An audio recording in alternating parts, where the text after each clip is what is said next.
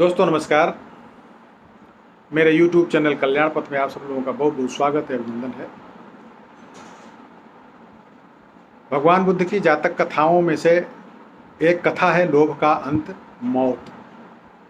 आज मैं आप सब लोगों के समक्ष उस कथा को सुनाने जा रहा हूँ। कथा इस तरह से है।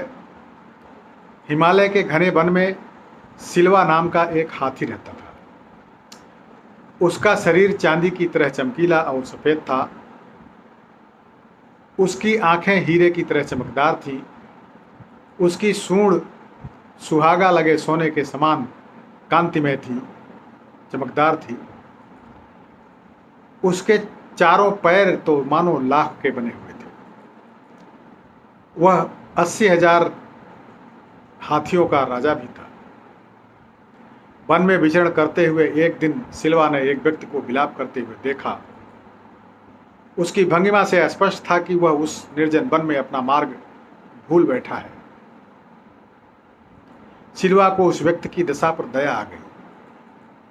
वह उसकी सहायता के लिए आगे बढ़ा, मगर व्यक्ति ने समझा कि हाथी उसे मारने आ रहा है, अतः वह दौड़कर भागने लगा। उसके भय को दूर करने के लिए सिलवा बड़ी शालीनता से अपने स्थान पर खड़ा हो गया, जिससे भागता हुआ आदमी भी रुक गया। सिलवा ने ज्यों ही पैर फिर आगे बढ़ाया, वह आदमी फिर भाग खड़ा हुआ, और जैसे ही सिलवा ने अपने पैर रोके, वह आदमी भी रुक गया। 3 बार जब सिलवा ने अपने उपक्रम को वैसे ही दोहराया तो भागते हुए आदमी का भय भी भाग गया। वह समझ गया कि सिलवा कोई खतरनाक हाथी नहीं है।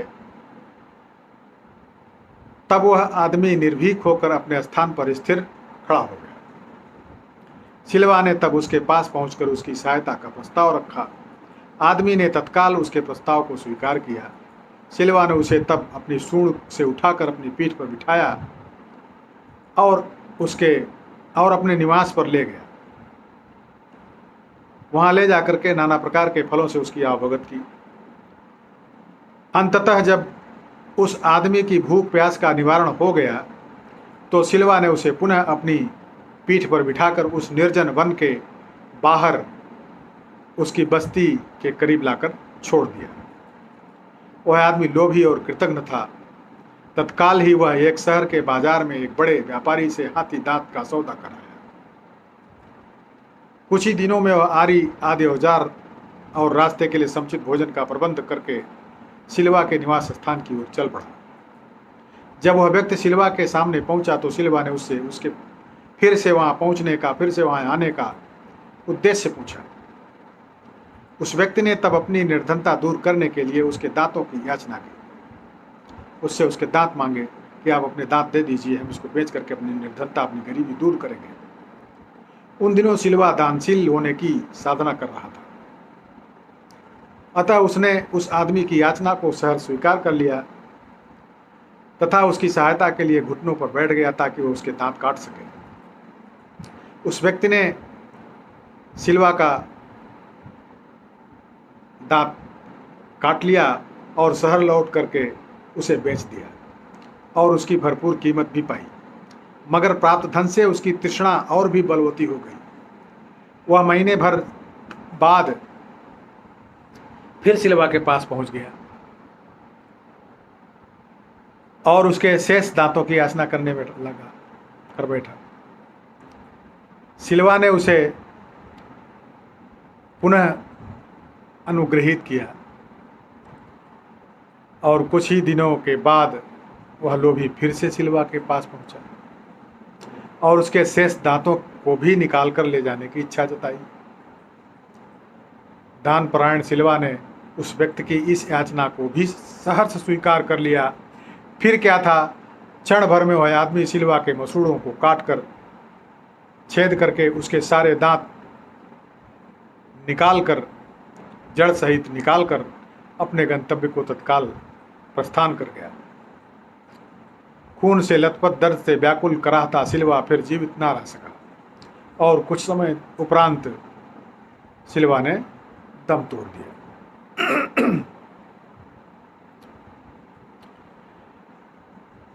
लौटते हुए लोभी वो लोभी आदमी जब वन की सीमा भी नहीं पार कर पाया था, तभी धरती अचानक फट गई और वह आदमी काल के गाल में समा गया। तभी वहां उस पेड़ के पास निवास करती हुई एक यक्षिणी ने यह गान गाया कि मांगती है तृष्णा और मांगती है तृष्णा और मिटा नहीं सकता जिसकी भूख को सारा संसार। तो दोस्तों, ये तृष्णा ऐसी चीज होती है, लालच ऐसी चीज होती है जो कभी जिसको जितना ही शांत करने की कोशिश की जाए उसको पूरा करके वो शांत नहीं होता, बल्कि और ही बढ़ता चला जाता है। इस कहानी के माध्यम से यही समझाने की कोशिश की गई है कि मनुष्य को अपनी तृष्णा पर नियंत्रण रखना चाहिए, क्योंकि तृष्णा की पूर्ति होते होते मनुष्य और भी लालची होता चला जाता है और वो कभी तृष्णा मिट नहीं सकती, क्योंकि लालच बुरी बला है, ऐसा कहा भी गया है। तो दोस्तों, हम सबको इस कहानी से यही शिक्षा ग्रहण करना चाहिए कि लालच नहीं करना चाहिए, बुरी लालच नहीं करना चाहिए। लालच बुरी बला है।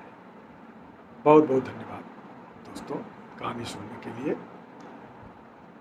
जिन लोगों ने अभी तक सब्सक्राइब न किया हो, कृपया मेरे चैनल को सब्सक्राइब कर दें और इस वीडियो को अपने यारों मित्रों दोस्तों को शेयर अवश्य करें।